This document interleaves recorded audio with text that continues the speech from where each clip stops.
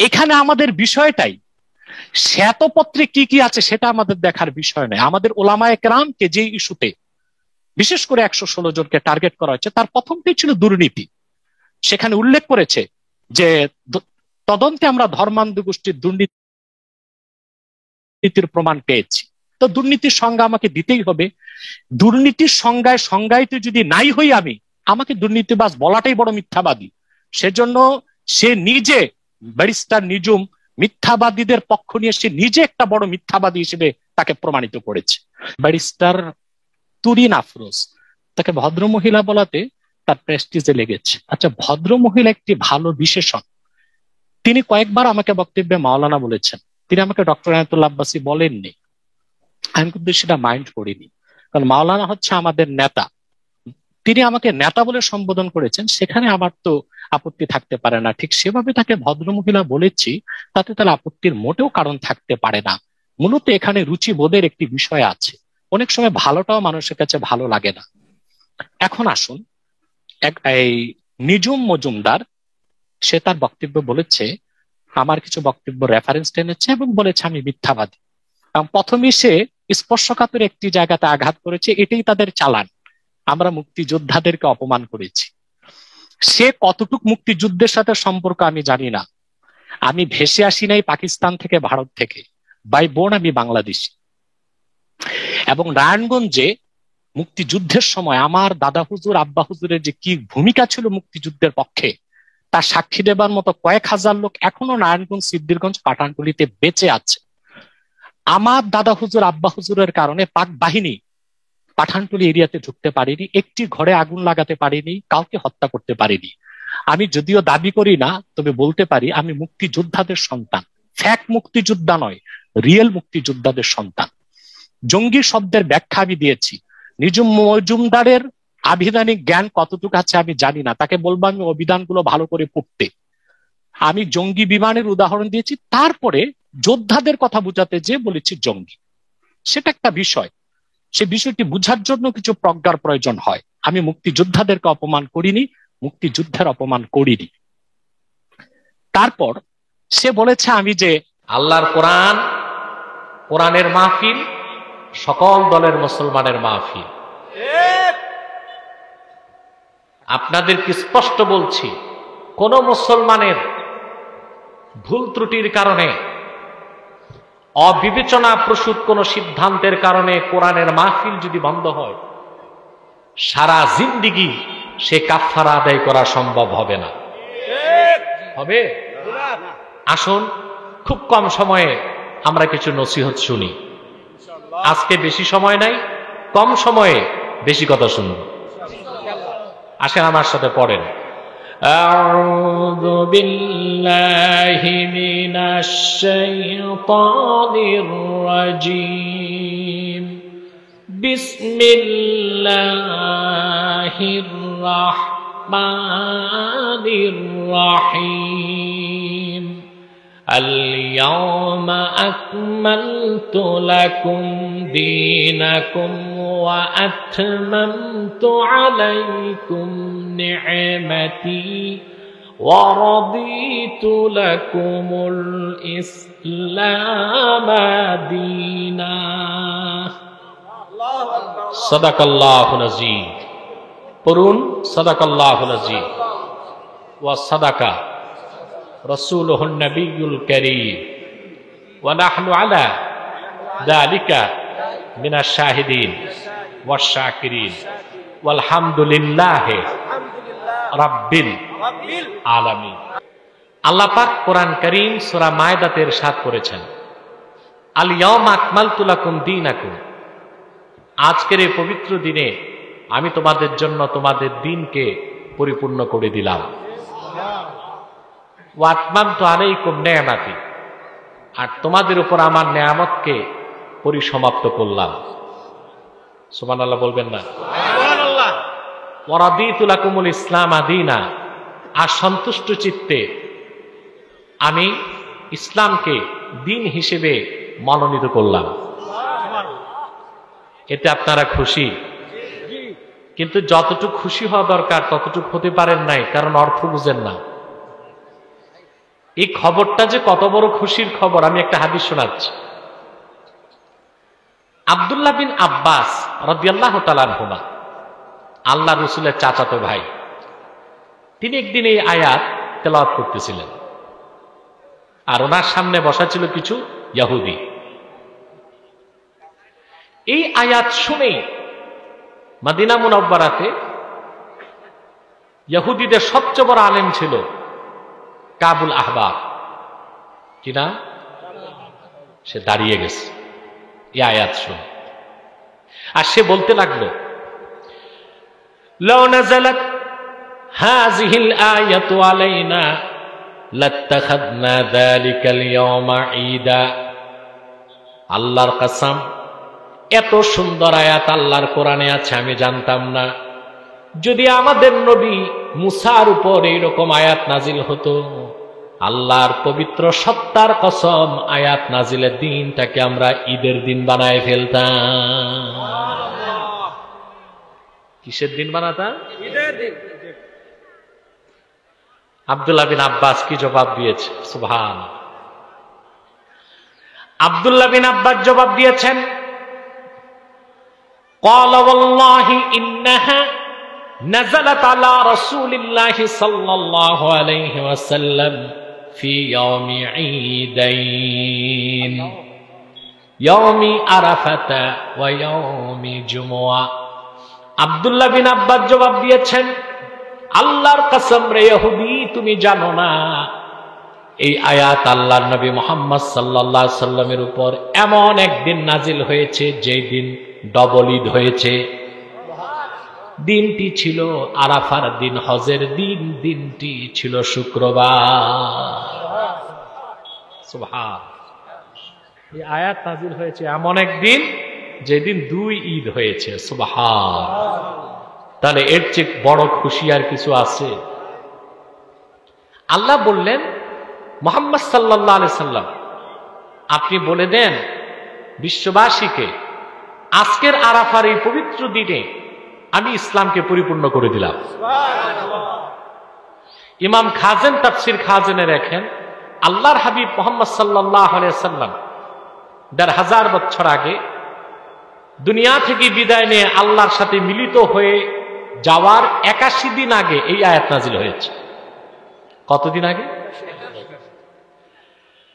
হাদিস সাক্ষী, তাফসীর সাক্ষী, বিদায় হজ্জে যখন আল্লাহর হাবিব আরাফার ময়দানে উপস্থিত হয়েছেন, রাসূলুল্লাহর সামনে প্রায় ১,২৪,০০০ সাহাবী দাঁড়ানো ছিলেন। দিনটা ছিল হজের দিন, দিনটা ছিল শুক্রবার। আসর নামাজের শেষ সময়, মাগরিব নামাজের কিছু আগে আল্লাহর হাবিব উটের পিঠে বসা ছিলেন, উষ্টির পিঠে বসা ছিলেন। এমন সময় জিবরিল এ আয়াত নিয়ে আসলো। আল্লাহ ঘোষণা করলেন, আল ইয়াউমা আকমালতু লাকুম দীনাকুম, আজকে আমি তোমাদের জন্য দিনকে পরিপূর্ণ করে দিলাম। ওয়া আতমামতু আলাইকুম নি'মাতি, আর তোমাদের উপর আমার নিয়ামতকে সমাপ্ত করলাম। শুধু তাই নয়, ওয়া রাদিতু লাকুমুল ইসলামা দীনা, আমি আল্লাহ সকল ধর্ম মতবাদকে রহিত করে একমাত্র আমার রাসূলের রক্ত ঝরা দ্বীন ইসলামকে স্বীকৃতি দিলাম। খুশি অন্যায়? আপনাদের ভাবসাবে তা মনে হচ্ছে না। অসুস্থ আপনারা? তাও তো ঠিক মতো বললেন না। অসুস্থ? কবরস্থান আশেপাশে তো মুর্দারের সোহবত লাগছে কেন? বড় শ্বাস নিয়ে হৃদয় থেকে বলেন আলহামদুলিল্লাহ। ইসলামের পক্ষে সার্টিফিকেট কে দিয়েছেন? আল্লাহ। সুবহান। বিষয়টা আপনি চিন্তা করতে পারছেন? পারেন নাই। আমি একটু চিন্তার সুযোগ করে দেই। আল্লাহর দ্বীনের দাওয়াত নিয়ে পৃথিবীতে মানব জাতির কাছে যুগে যুগে হাজার হাজার বছরে একজন দুইজন নয়, ১,০০,০০০ উপর নবী এসেছেন, ঠিক কিনা? ১,০০,০০০ উপর নবী, হাজার হাজার বছর দিনের দাওয়াত দিয়েছেন, দিন তো পরিপূর্ণ হয় নাই। আর আবার নূর নবী, আখির নবী, সকল নবীগণের মাথার তাজ মুহাম্মদ সাল্লাল্লাহু আলাইহি ওয়াসাল্লাম ১৫০০ বছর আগে মাত্র ২৩ বছর দিনের দাওয়াত দিয়েছেন। মক্কায় ১৩ বছর, মদিনা মুনাওয়ারায় ১০ বছর। হাজার হাজার বছরে লাখের উপর নবীর দাওয়াতের কারণে যেই দিন পরিপূর্ণ হয় নাই, মুহাম্মদ সাল্লাল্লাহু আলাইহি সাল্লামের ২৩ বছরের মেহনতের বিনিময়ে সেই দিনকে আল্লাহ পরিপূর্ণ করে দিয়েছেন। এবার একটু হলে বুঝতে পারছেন নাকি? খেয়াল করছেন? লক্ষাধিক নবী হাজার হাজার বছর দিনের দাওয়াত দিয়েছে, দিন পরিপূর্ণ হয় নাই। কিন্তু নবীগণের মাথার তাজ মুহাম্মদ সাল্লাল্লাহু আলাইহি ওয়াসাল্লাম, আখিরি নবী মুহাম্মদ সাল্লাল্লাহু আলাইহি ওয়াসাল্লাম, সুবহানাল্লাহ, রাসূল রাব্বিল আলামিন মুহাম্মদ সাল্লাল্লাহু আলাইহি ওয়াসাল্লাম মাত্র 23 বছর দাওয়াত দিয়েছেন, দিন পরিপূর্ণ করে দিয়েছেন আল্লাহ। শুধু পরিপূর্ণ করছেন তা না, পরিপূর্ণ হয় কাজ দুই ভাবে। কয় ভাবে? দুই ভাবে। আপনি সূরা ইয়াসিন পড়া শুরু করছেন, বুঝলেন? এখন জরুরি কেউ আপনাকে খবর দিল, আপনি পুরা তেলাওয়াত সূরা ইয়াসিন শেষ না করে উঠে চলে গেছেন। তেলাওয়াতটা পরিপূর্ণ করছেন, সূরাটা তো পরিপূর্ণ করেন নাই, ঠিক কিনা? আপনি যখন সূরাটা শেষ করলেন তখন হলো কি পরিসমাপ্ত এবং পরিপূর্ণ। সুবহানাল্লাহ বলবেন? পরিসমাপ্ত এবং পরিপূর্ণ। আল্লাহ তাআলা স্পষ্ট বলে দিলেন, আল্লাহর হাবিবের দিনকে আল্লাহ শুধু পরিপূর্ণ করেন নাই, পরিসমাপ্ত করেছেন। ইসলামকে অপূর্ণ রেখে, অসমাপ্ত রেখে আল্লাহ পরিপূর্ণ করেন নাই, পরিসমাপ্তির সঙ্গে ইসলামকে পরিপূর্ণ করেছেন, যেন রাসূলুল্লাহর দিন ইসলাম কিয়ামত পর্যন্ত সকল যুগের মানুষের সমস্যার সমাধান করে দিতে পারে। কিচ্ছু বাকি রাখেন নাই আল্লাহ, সব কিছুর সমাধান ইসলামের মধ্যে রেখেছেন। আপনার যত কাজ আছে, নীতি আছে, আপনার ব্যক্তি জীবন, সমাজ জীবন, রাষ্ট্র জীবন, সংস্কৃতি, অর্থনীতি, রাজনীতি, শিক্ষা, আপনার সংসার জীবন, আপনার পরিবার জীবন, আপনার সমাজ জীবন, আপনার রাষ্ট্র জীবন, আপনার ইবাদত বন্দেগী, আপনার পরকালের মুক্তি, ইহকালের কল্যাণে, ইহকালের কল্যাণে যা যা দরকার সব আল্লাহ ইসলামের মধ্যে রেখে দিয়েছে। এটা হচ্ছে অর্থ। অর্থাৎ পরিসমাপ্তের সাথে আমি ইসলামকে পরিপূর্ণ করে দিয়েছি, কিছু বাকি নাই। আপনার বসেন, ভালো লাগবে, সামনে বসেন। সুবহানাল্লাহ বলবেন না? সেই দিন ইসলাম গ্রহণ করছেন, কথা বলেন, করছেন তো, মুসলমান তো আপনারা, কিন্তু সেই দিন ইসলামকে একটু বুঝার চেষ্টা করছেন? আরে যত দ্বন্দ্ব, আজকে আমার কিছু কিছু প্রশ্ন আসছে, এই দ্বন্দ্বগুলো হচ্ছে আমরা আসলে দিন ইসলামকে পরিপূর্ণভাবে চিনতে পারি নাই, এই জন্য দ্বন্দ্ব। এখন আসেন, দিন ইসলাম কি জিনিস খুব সংক্ষেপে বুঝাচ্ছি। সারা রাত ওয়াজ করলে যা হতো কয়েক মিনিটে বুঝাচ্ছি। তিনটি জিনিসের সমষ্টির নাম দিন ইসলাম। দিন কয়টি? বলেন আমার সাথে। ঈমান, ইসলাম, ইহসান, তিনে মিলে দিন ইসলাম। সুবহানাল্লাহ বলবেন? এটা আমার কথা না, এটা হাদিস। হাদিসটি বুখারীতে আসছে, হাদিসে জিবরিল নামে, মুসলিমও আছে, মেশকাতেও আছে, রিয়াদুস সালিহিনও আছে, অনেক হাদিসের কিতাবে আসছে। মুসলিমে আসছে শব্দটা, হযরত জিবরিল একদিন আল্লাহ রাসূলের কাছে আসলেন মানুষের সুরতে, এসে কি করলেন? ফাআসনাদা রুকবাতাইহি ইলা রুকবাতাইন নবী ওয়া ওয়াদাআ কাফাইহি আলা ফাখিজাইহি। জিবরিল এসে উস্তাদের সামনে ছাত্র যেভাবে বসে ঠিক সেভাবে আল্লাহ রাসূলের সামনে বসে নূর নবীর নূরময় দুই হাঁটুর সাথে জিবরিল তার হাঁটু লাগায় দিয়েছে। সুবহানাল্লাহ। আর রাসূলুল্লাহ 2 রান মোবারকের উপর জিবরিল তার হাত রেখে জিবরিল তার মাথাটা আল্লাহর হাবিবের নূরের সিনার দিকে ঝুঁকায় দিচ্ছে। আদব, সুবহানাল্লাহ বলবেন। জিবরিল আল্লাহর হাবিবকে প্রথম প্রশ্ন করলেন, আখবিরনি আনিল ঈমান, ইয়া রাসূলুল্লাহ ঈমান কাকে বলে? আল্লাহর হাবিব জবাব দিলেন। দ্বিতীয় প্রশ্ন, আখবিরনি আনিল ইসলাম, ইসলাম কাকে বলে? হুজুর জবাব দিলেন। 3 নাম্বার প্রশ্ন, আমাল ইহসান, ইহসান কি? হুজুর জবাব দিলেন। প্রশ্নের উত্তর নিয়ে জিবরিল যখন চলে গেল, আল্লাহর হাবিব সাহাবায়ে কেরামকে জিজ্ঞেস করলেন। সাহাবায়ে কেরামকে বললেন, রুদ্দু, যে লোকটা আমাকে প্রশ্ন করেছে তারে ফিরায় আনো। সাহাবায়ে কেরাম বের হয়ে দেখেন কেউ নাই। বড় রহস্যের বিষয়, মানুষ হলে তো দেখা যেত হেঁটে যাচ্ছে, কেউ নাই কেন? আল্লাহর হাবিব বললেন, সাহাবীরা তোমরা চিনতে পারো নাই কে এসেছিল? সুবহানাল্লাহ। আল্লাহর হাবিব বললেন, ইন্নাহু জিবরিল আতাকুম ইউআল্লিমুকুম দীনাকুম। এ কোনো মানুষ ছিল না, আল্লাহর সর্বশ্রেষ্ঠ ফেরেশতা জিবরিল ছিল। মানুষের সুরত ধারণ করে আমার কদমের সামনে বসে তোমাদেরকে প্রশ্ন করে দিন শিখাতে এসেছে।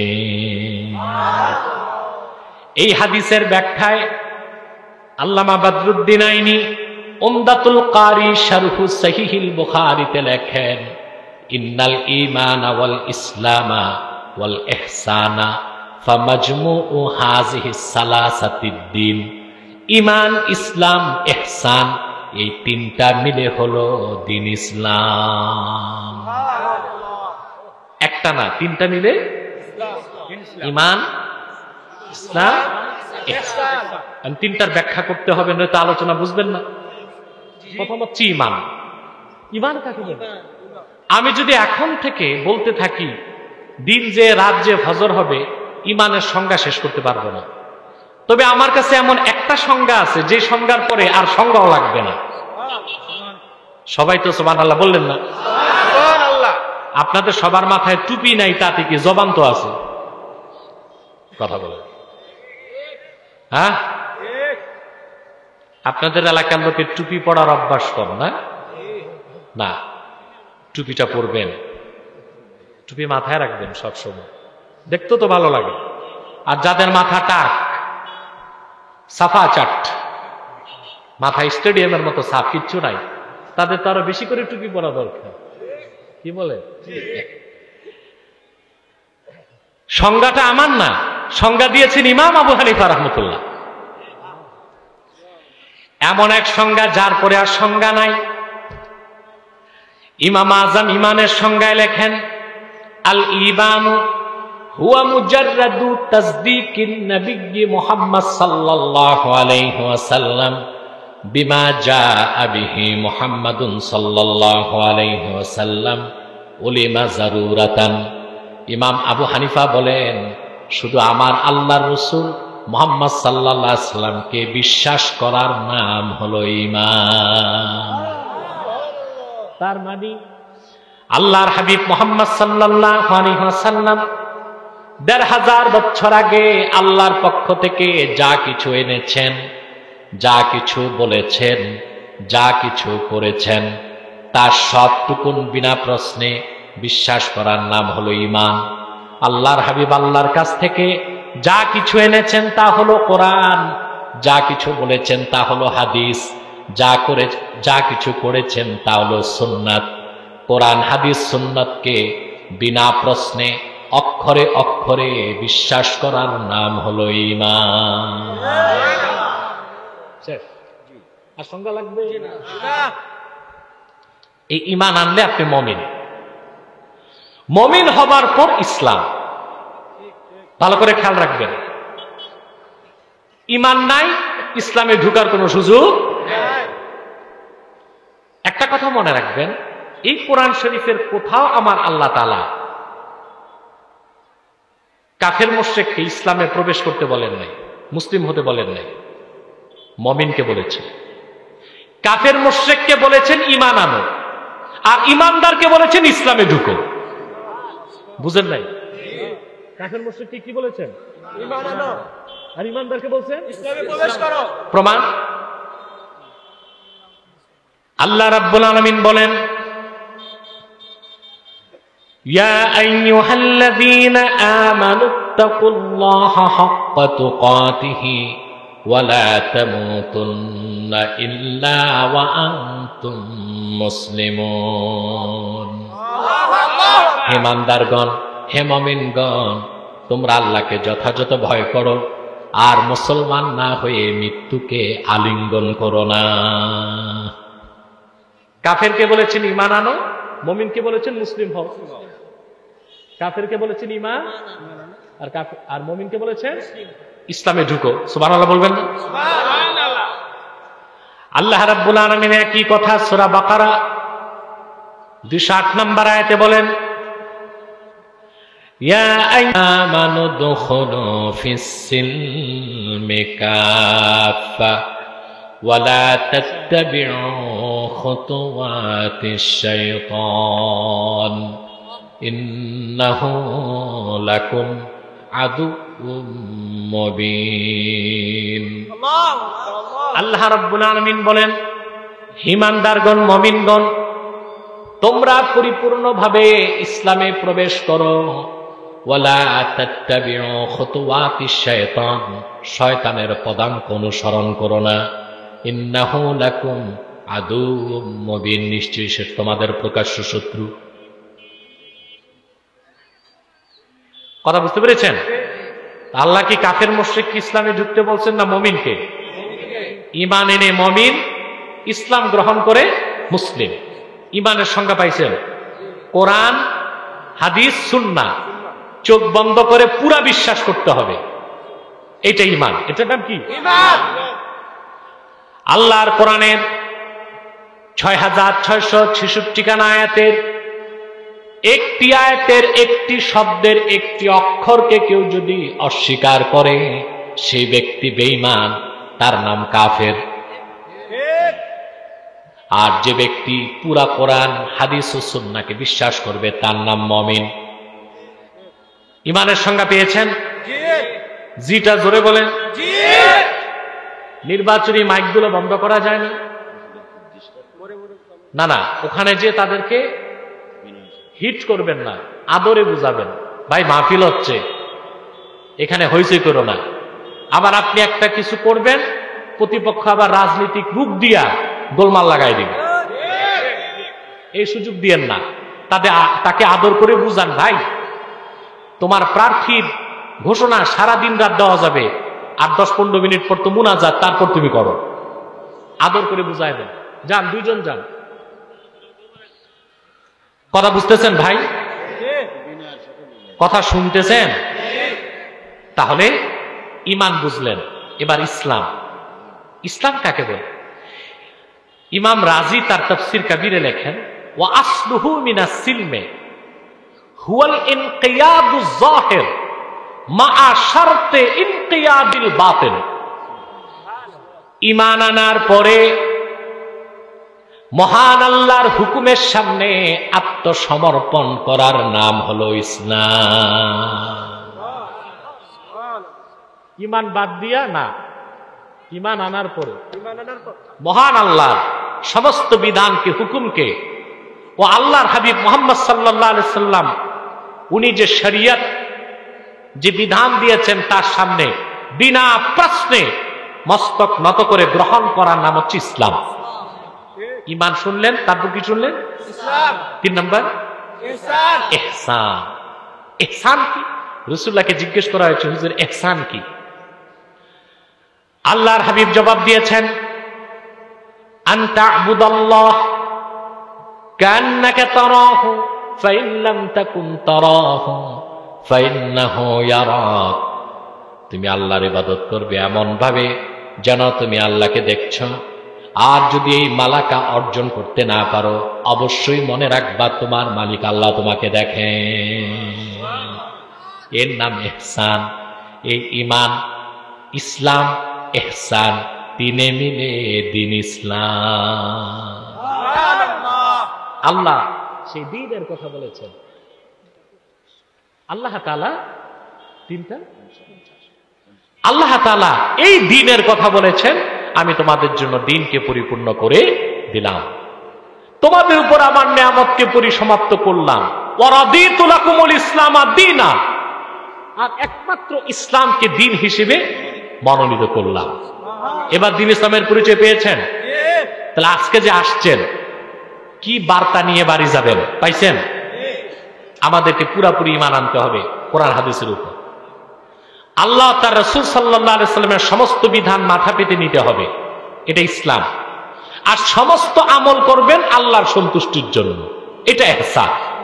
এই তিনটা জিনিস আপনার সিনায় এসে যাবে, আপনি মুমিন এবং মুসলিম বিনা আযাবে, কম হিসাবে ফার্স্ট চান্সে আল্লাহর জান্নাত পাবেন। আমল করবেন ইনশাআল্লাহ, আল্লাহ কবুল করে বলুন আল্লাহুম্মা আমিন। কিছু প্রশ্ন এসছে, আমি উত্তর দিচ্ছি। এক ভাই প্রশ্ন করেছেন, আমার দয়ার নবী হলো নূর, অনেকেই বলে মাটির মানুষ, সঠিক উত্তর দিবেন। দেখুন, কথাটা হচ্ছে যে আল্লাহর, এবং দ্বিতীয় আরেকটা প্রশ্ন, মুহাম্মদ সাল্লাল্লাহু আলাইহি ওয়াসাল্লাম মানুষ, তবে আমাদের মতো সাধারণ মানুষ যারা বলবে তারা কি? হ্যাঁ, আল্লাহর হাবিব মুহাম্মদ সাল্লাল্লাহু আলাইহি ওয়াসাল্লাম মানুষ, তবে আমাদের মতো সাধারণ মানুষ যে বলবে সে কাফের হয়ে যাবে। কারণ আল্লাহ রসুলের একটি নুরানি চুল কেউ সাধারণ বললে তার ঈমান নষ্ট হয়ে যাবে। হাদিসে কুদসিতে এসেছে, আল্লাহ বলেছেন, মান তারাকা সালাতা তুলা উমরিহি লা ইয়াকফুর ওয়ালাকিন মান তাআনা শা'রাতাম মিন শা'রাতিকা ইয়াকফুর। মুহাম্মদ সাল্লাল্লাহু আলাইহি সাল্লাম, আপনার কোন উম্মত যদি সারা জীবন নামাজ না পড়ে সে কাফের হবে না, শাস্তি পাবে, কোনো একদিন জান্নাত পাবে। কিন্তু আপনার কোন উম্মত যদি আপনি মুহাম্মদ সাল্লাল্লাহু আলাইহি সাল্লামের একটি চুল মুবারককে নিয়ে মন্তব্য করে সে কাফের হয়ে যাবে। লিল্লাহি তাকবীর, আল্লাহু আকবার, লিল্লাহি তাকবীর, আল্লাহু আকবার, নারায়ে রিসালাত, ইয়া রাসূলুল্লাহ, সিলসিলায়ে জানপুরি জিন্দাবাদ জিন্দাবাদ। প্রিয় সুধী, তাহলে আল্লাহ রাসূল মুহাম্মদ সাল্লাল্লাহু আলাইহি সাল্লাম মানুষ, তবে আমাদের মতো সাধারণ মানুষ বলা যাবে না। মুহাম্মদ সাল্লাল্লাহু আলাইহি সাল্লামের মাথার তালু থেকে পায়ের তালু পর্যন্ত পুরাটাই নূর ছিল। সুবহানাল্লাহ। কথা বুঝতে পারছেন? এই ব্যাপারে অনেক সহিহ হাদিস এসেছে, যেমন দালাইলুন নবুওয়াতের প্রথম খণ্ডের ৮২ পৃষ্ঠা একটা হাদিস এসেছে। বুখারী সহ ১০ জন মুহাদ্দিস হাদিসটি রওয়ায়াত করেছেন। দালাইলুন নবুওয়াত প্রথম খণ্ড, আল কাহেরা আল আজহারের ছাপ, ৮২ পৃষ্ঠা। আল্লাহ রাসূল ইরশাদ করেছেন, আনিল ইরবাজ ইবনে সারিয়া রাদিয়াল্লাহু তাআলা আনহু قال قال سمعت رسول الله صلى الله عليه وسلم يقول إني عبد الله وخاتم النبيين وإن آدم لمنجدل في طينته وفي آخر الحديث أن أم رسول الله صلى الله عليه وسلم رأت حين وضعته نورا أضاءت له قصور الشام। আল্লাহ রাসূল বলেছেন, আমি মুহাম্মদ আল্লাহর বান্দা ও সর্বশেষ নবী। তখন থেকে আদমের দেহ যখন ধুলায় গড়াগড়ি খাচ্ছিল।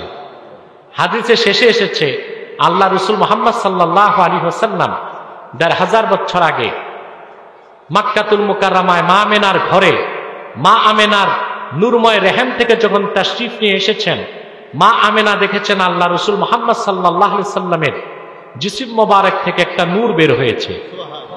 যে নূরের আলোতে মা আমেনা দেখেছেন মক্কা থেকে শত শত মাইল দূরে শাম দেশের প্রাসাদগুলি উজ্জ্বল হয়ে গেছে।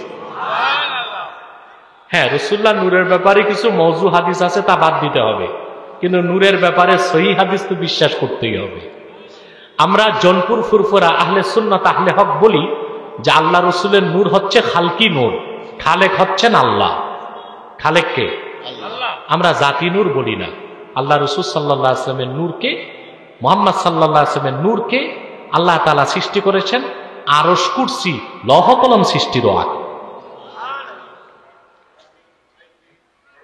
আমার দয়ার নবীকে যারা কম, আমার দয়ার নবী সাল্লাল্লাহু আলাইহি ওয়াসাল্লামের সম্মান মর্যাদা বিরোধী কথা যারা বলবে তারা কি? নিঃসন্দেহে তারা কাফের।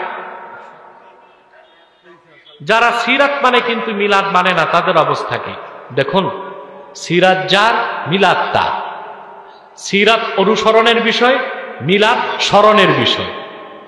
কিন্তু কেউ যদি সিরাতুন নবী অস্বীকার করে সেও কাফের হয়ে যাবে, কেউ যদি মিলাদুন নবী সাল্লাল্লাহু আলাইহি ওয়াসাল্লাম অস্বীকার করে সেও কাফের হয়ে যাবে। কথা বুঝতে পারছেন? মিলাদ হচ্ছে জিক্র আর সিরাত হচ্ছে ইক্তেদার বিষয়। ঈদে মিলাদুন নবী সাল্লাল্লাহু আলাইহি ওয়াসাল্লাম পালন করা যাবে কিনা? জি, যদি কোরআন সুন্নাহর রিওয়ায়াত মোতাবেক সুন্নত তরিকায় বেদাত মুক্ত অবস্থায় আপনি আল্লাহর হাবিব মুহাম্মদ সাল্লাল্লাহু আলাইহি ওয়াসাল্লাম ১৫০০ বছর আগে গোটা সৃষ্টি জগতের রহমত হিসেবে এসেছেন, সেই কথা স্মরণে আল্লাহ শুকরিয়া আদায় করার জন্য মাহফিল করেন, কোরআন তেলাওয়াত করেন, হাদিস তেলাওয়াত করেন, সিরাত থেকে আলোচনা করেন, মিলাদ থেকে আলোচনা করেন, নাত পড়েন, জিকির ফিকির করে, খাস মুনাজাত করে, তাবারুক বিতরণ করেন, এইভাবে ঈদে মিলাদুন নবী সাল্লাল্লাহু আলাইহি ওয়াসাল্লাম পালন করা শুধু জায়েজ না, সর্বশ্রেষ্ঠ মুস্তাহাব আমল বলে গণ্য হবে। আমাদের নবী মুহাম্মদ সাল্লাল্লাহু আলাইহি ওয়াসাল্লাম সশরীরে আরশে আজিমে গিয়েছেন, অনেকে এটা স্বীকার করে না, বাতিলরাই স্বীকার করে না। আহলুস সুন্নাহ ওয়াল জামাত একমত, আল্লাহর হাবিব মুহাম্মদ সাল্লাল্লাহু আলাইহি ওয়াসাল্লাম ১৫০০ বছর আগে ধুলক বুলক ছাড়িয়ে, সাত আকাশ পারিয়ে, সিদরাতুল মুনতাহার উপরে, লা মাকান ও লা জামানের উপরে আরশে আজিমে যে আমার আল্লাহকে চর্মচোখে দেখেছেন। আল্লাহ কোরআনে বলেছেন, মা যাগাল বাসারু ওয়া মা তাগা। মুহাম্মদ সাল্লাল্লাহু আলাইহি ওয়াসাল্লাম যখন আল্লাহকে দেখেছেন, দেখার সময় ওনার দৃষ্টি আঁকা বাঁকা হয় নাই, দৃষ্টি সীমা লঙ্ঘন করে নাই। সুবহানাল্লাহ। আল্লাহ রসুলের কথা আল্লাহ বলেছেন যে আমার রসুল মুহাম্মদ সাল্লাল্লাহু আলাইহি ওয়াসাল্লাম সাত আকাশের উপরে আরশে আজিমে এসে সশরীরে আমি আল্লাহকে যখন দেখেছে, আমার হাবিবের দৃষ্টি আমাকে দেখার সময় আঁকা বাঁকা হয় নাই, সীমা লঙ্ঘন করে নাই। এ ব্যাপারে অসংখ্য হাদিস তাফসিরে দলিল আছে। বাস হয়ে গেছে জরুরি প্রশ্নগুলো। আসুন আমি একটু দোয়া করে উঠি এবার। পীর সাহেব তো দেরিতে আসতেন, মাহফিল হবে কিনা উনি অনিশ্চিত ছিলেন, কিন্তু আমি তো নিশ্চিত এসে গেছি। রব্বানা তাকাব্বাল মিন্না ইন্নাকা আনতাস সামিউল আলিম ওয়া তুব আলাইনা ইন্নাকা আনতাত তাওয়াবুর রহিম। আল্লাহ তাআলা, তোমার খাস মেহেরবানিতে আজকের মাহফিল অনুষ্ঠিত হয়েছে। এই মাহফিলের জন্য যারা ধন দিয়েছে, মন দিয়ে খেটেছে, টাকা পয়সা দিয়েছে, আল্লাহ সকল ইমানদারের হালাল ধন মনকে কবুল করে মাহফিলটাকে নাজাতের জরিয়া বানায় দাও। আল্লাহ, হৃদয়ের গভীর থেকে আল্লাহ তোমার কাছে ভিক্ষা চাই। আল্লাহ, তোমার আখিরি নবী নূর নবী মুহাম্মদ সাল্লাল্লাহু আলাইহি ওয়াসাল্লাম আজ থেকে ১৫০০ বছর আগে দুনিয়া থেকে বিদায় নিয়েছেন। হায়াতুন নবী হিসেবে জান্নাতুল ফেরদাউস রওজা মুবারকে বিশ্রাম নিয়েছেন। জীবনে একবার তোমার আখিরি নবী নূর নবী মুহাম্মদ সাল্লাল্লাহু আলাইহি ওয়াসাল্লামের জান্নাতুল ফেরদাউস রওজা মুবারক উপস্থিত হয়ে গো আল্লাহ, তোমার হাবিবের নূরের কদমে দরুদ ও সালামের হাদিয়া দেবার আগে তুমি ডাক দিও না। একবার বা একাধিকবার যারা সোনার মদিনায়, নূরের মদিনায় যেতে পেরেছি, জীবনে বারবার তোমার আখিরি নবী নূর নবী মুহাম্মদ সাল্লাল্লাহু আলাইহি ওয়াসাল্লামের নূরের শহর মদিনা মুনাওয়ারা জিয়ারতের জন্য তাদের কপাল খুলে দাও। আল্লাহ, হৃদয়ের গভীর থেকে দোয়া করি, তোমার আখিরি নবী নূর নবী মুহাম্মদ সাল্লাল্লাহু আলাইহি ওয়াসাল্লামের নূরের চেহারা মুবারক স্বপ্নে একবার দেখে গো আল্লাহ, জান্নাত ওয়াজিব হবার আগে তুমি ডাক দিও না। একবার বা একাধিকবার যারা তোমার আখিরি নবী নূর নবী মুহাম্মদ সাল্লাল্লাহু আলাইহি ওয়াসাল্লামের নূরের চেহারা মুবারক স্বপ্নে দেখার সৌভাগ্য লাভ করেছে, আল্লাহ, জীবনে বারবার দেখার জন্য তাদের কপালটা তুমি সোনার কপাল বানায় দাও। আল্লাহ, আমাদের অনেকের বাবা নাই, অনেকের মা নাই, অনেকের বাবা মা একজনও নাই।